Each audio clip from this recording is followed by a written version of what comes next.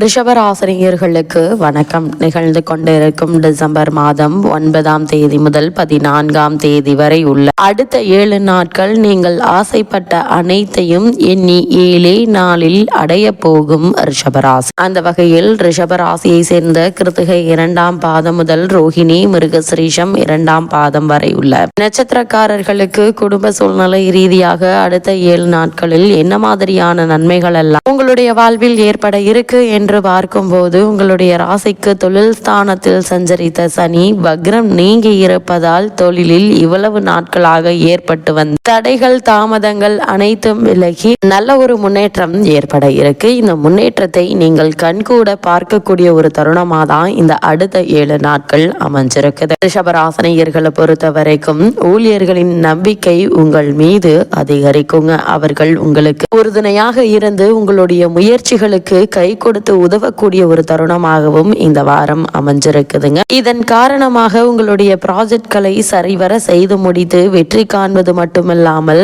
நல்ல ஒரு லாபமும் அடைய இருக்கீங்க. கடின உழைப்பிற்கான பலன் முற்றிலும் கிடைக்கக்கூடிய ஒரு வாரமா இந்த அடுத்த 7 நாட்கள் அமைய இருக்குதுங்க. உங்களுடைய ராசிக்கு 3ஆம் இடத்தில் இருந்தாலும் குரு வக்ரம் பெறுவதால் எதிர்பார்த்தபடி சில நல்ல காரியங்கள் இல்லத்தில் நடைபெற இருக்கு. நீண்ட காலமாக நிலுவையில் உள்ள வேலைகள் வெற்றிகரமாக முடிவடையக்கூடிய ஒரு தருணமாகவும் இந்த அடுத்த 7 நாட்கள் அமைஞ்சிருக்குதுங்க. குறிப்பா ரிஷபராசினியர்களை பொறுத்த வரைக்கும் திருமண சம்பந்தமான முயற்சிகள் மற்றும் தொழில் வியாபார ரீதியான முயற்சிகளை மேற்கொண்டு வரும் ரிஷபராசினியர்களுக்கு தடைபட்டு வந்த காரியங்கள் துரிதமாக நடைபெற இருக்கு. இந்த வாரத்தில் உங்களுடைய திட்டங்கள் அனைத்துமே நிறைவேற இருக்கு. நிதி நிலைமையை பொறுத்த வரைக்கும் நீங்கள் எதிர்பார்த்ததை விட சற்று அதிகமாகவே இருக்குங்க. தன பஞ்சமாதிபதி புதன் உங்களுடைய ராசிக்கு 7ஆம் இடத்தில் அமர்ந்து புத ஆதித்ய யோகத்தை இந்த வாரத்தில் ஏற்படுத்துகிறார். இதன் காரணமாக அரசாங்க ரீதியான ஆதரவும் நிதி நிறுவனங்களுடைய ஒத்துழைப்பும் உங்களுடைய முயற்சிகளுக்கு உதவிகரமாக அமையிருக்கு. உங்களுடைய ராசியை பார்ப்பதால் ராசி பலம் பெறுகிறது என்பதால் நீங்கள் கவலைப்பட வேண்டிய எந்த ஒரு அவசியமும் இல்லைங்க. குறிப்பா ரிஷபராசினியர்கள் மண் பூமி மற்றும் விவசாய நிலம் வாங்கும் யோகம் உண்டு என்பதால் அதற்கான முயற்சிகளை இப்போது நீங்கள் தாராளமாக மேற்கொள்ளலாங்க. இருந்தாலும் கூட அந்த இடத்தினுடைய ஆவணத்தை ஒரு முறைக்கு பல முறை சரிபார்த்து, குறிப்பாக ஒரு வக்கீலிடம் அந்த ஆவணங்களை கொடுத்து சரிபார்த்து அதற்கு பிறகு அந்த இடத்தை வாங்குவது நல்லது. இடத்தை வாங்கும் போதும் ஆவணத்தை சரிபார்த்து கையெழுத்திடுவது மிக மிக அவசியம் என்பதை கிரகநிலைகள் மீண்டும் மீண்டும் அறிவுறுத்துதுங்க. அதே போல் ராசிக்கு 3ஆம் இடத்தில் குரு அமர்ந்திருப்பது இடமாற்றம், வேலை மாற்றம் முதலியவற்றை தருவது. விரும்பாத சில பயணங்களையும் கொடுக்குங்க.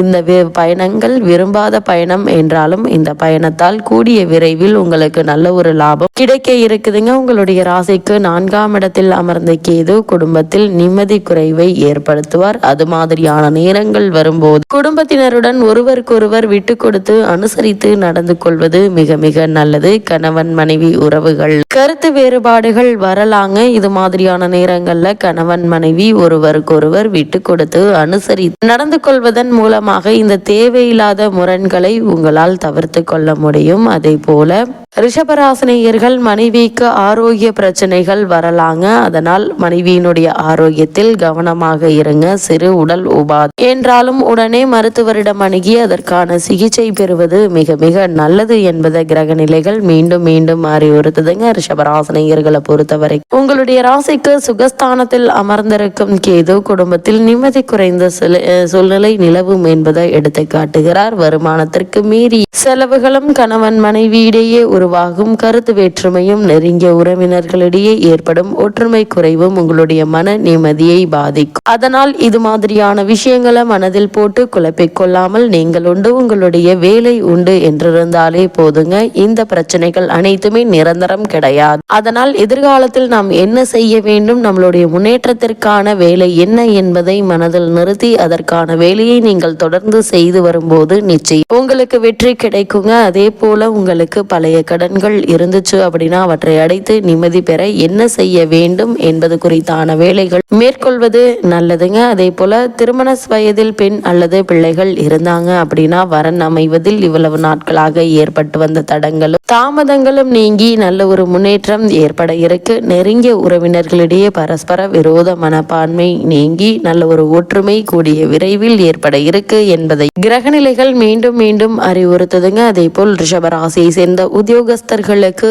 இந்த அடுத்த 7 நாட்களில் ஜீவனஸ்தானத்தில் வக்ரகதியில் சனி பகவான் சஞ்சரிப்பதால இத்தருணங்கள்ல நீங்கள் உங்களுக்கு காரணமே இல்லாமல் மறுக்கப்பட்டு வரும் பதவி உயர்வு, ஊதிய உயர்வு, உத்தியோகத்தில் கிடைக்க வேண்டிய சலுகைகள் ஆகியவற்றை தற்போது நீங்கள் தாராளமாக எதிர்பார்க்கலாம். மேலதிகாரிகளின் அளவுக்கு மீறி கண்டிப்பு, சக ஊழியர்களின் மறைமுக பேச்சுக்களும் அன்றாட பொறுப்புகள்ல கடமைகளும் மனதை ஊன்றி செலுத்த முடியாத அளவிற்கு மன அமைதி பாதிக்கப்பட்டு வந்த நிலையில் இந்த வாரத்தில் இந்த பிரச்சனைகள் அனைத்திற்குமே நல்ல ஒரு தீர்வு கிடைக்க இருக்குதுங்க. உங்களுக்கு கொடுக்கப்பட்ட பணிகளை நீங்கள் சரிவர செய்து முடிப்பதன் காரணமாக மேலதிகாரிகளுடைய ஆதரவையும் நிர்வாகத்தினருடைய பாராட்டுதல்களையும் நீங்கள் பெற இருக்கீங்க. இந்த பாராட்டுகளை பொறுத்தவரை உங்களுக்கு கிடைக்க வேண்டிய அனைத்து சலுகைகளும் கூடிய விரைவில் கிடைக்க இருக்கு என்பதை இந்த பாராட்டு மூலியமாக நீங்கள் தெரிந்து கொள்ளலாம். எந்த ஒரு சூழ்நிலை வந்தாலும் கூடுமான வரைக்கும் அவசர முடிவுகளையும் உணர்ச்சி வசப்படுவதையும் தடுப்பது நல்லது. பல சமயங்கள்ல சக ஊழியர்களினாலும் பிரச்சனைகள் ஏற்படக்கூடுங்க. இது மாதிரியான நேரங்கள்ல நீங்கள் பொறுமையாக நிதானமாக நடந்து கொள்வது மிக மிக நல்லது என்பதை கிரகநிலைகள் மீண்டும் மீண்டும் அறிவுறுத்துதுங்க. ரிஷபராசியை சேர்ந்த உத்தியோகஸ்தர்கள் வெளிநாடு சென்று பணியாற்ற வேண்டும் என்ற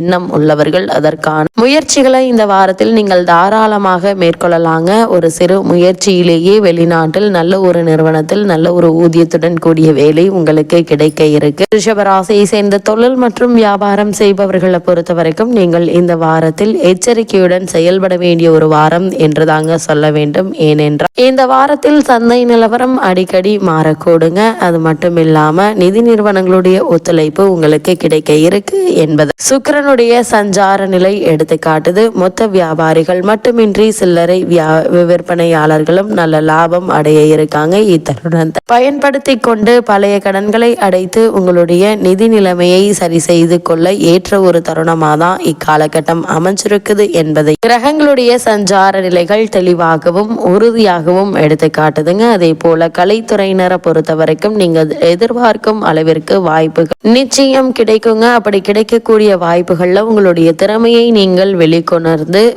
அதற்கான முயற்சிகளை மேற்கொள்ளும் போது மக்கள் மத்தியில் உங்களுக்கு ஆதரவு பெருகும். அப்படி ஆதரவுகள் அதிகம் பெருகும் போது மற்ற கலைத்துறை வாய்ப்புகளும் உங்களுக்கு தேடி வந்து கிடைக்குங்க. அதே போல் ஒரு சிலருக்கு வெளிநாடு சென்று அங்கு நிகழ இருக்கும் கலை நிகழ்ச்சிகள்ல பங்கேற்கும் சாத்தியக்கூறுகள் அமையிருக்கு. ரிஷபராசியை சேர்ந்த அரசியல் துறையினரை பொறுத்த வரைக்கும் இந்த தருணங்கள்ல சுக்கிரனுடைய ஆதிக்கத்தில் தாங்க இருக்கு. அந்த சுக்கிரன் இக்காலகட்டம் முழுவதுமே ஓரளவு உங்களுக்கு சாதகமாக வலம் வருகிறார். அரசியல் துறையுடன் தொடர்பு கொண்டுள்ள மற்ற கிரகங்கள் அனுகூலமாக இல்லைங்க. கட்சியில் மறைமுக அதிருப்தி எதிர்ப்பு உருவாகி கொண்டிருக்குதுங்க. உயர்மட்ட தலைவர்களும் தொடர்ந்து உங்களை புறக்கணிப்பதை நீங்கள் உணர இருக்கீங்க. அதனால் கவனமாக இருங்க. ரிஷபராசியை சேர்ந்த மாணவ மாணவியரை பொறுத்த வரைக்கும் கல்வி முன்னேற்றம் ஒரே சீராக இருக்குங்க. சக மாணவ மாணவிகளுடைய ஆதரவும் ஒத்துழைப்பும் உங்களுக்கு நிச்சயம் கிடைக்க இருக்குதுங்க. விவசாயத்துறையினரை பொறுத்த வரைக்கும் சுக்கிரன் மற்றும் செவ்வாய் ஆகிய கிரகங்கள் விவசாயத்துறையுடன் நேரடியான தொடர்புள்ளவையாக இருக்குது. இவை அனைத்தும் சுபபலம் பெற்று சஞ்சரிப்பதால் தண்ணீர் மற்றும் வயல் பணிகளுக்கு